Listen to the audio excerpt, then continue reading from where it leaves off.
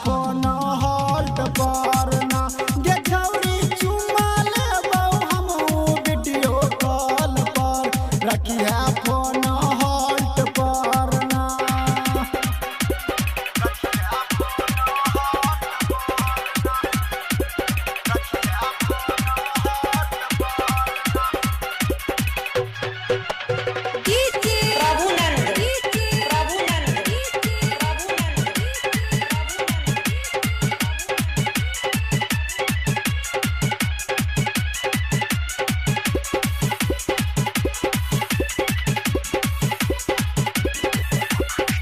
घर ही से छौरी हम फोन लगैबो कके वीडियो कॉलिंग सब लाइव में देखैबो।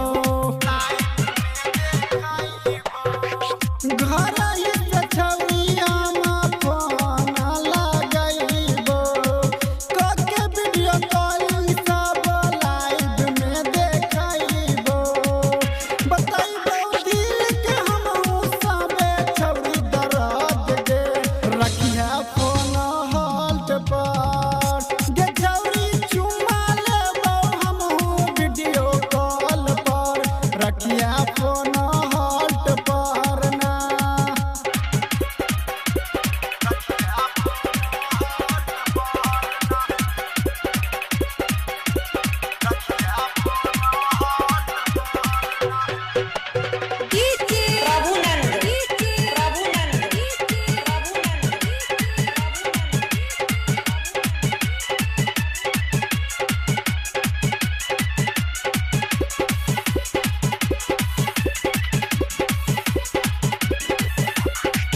छोटे गो में प्यार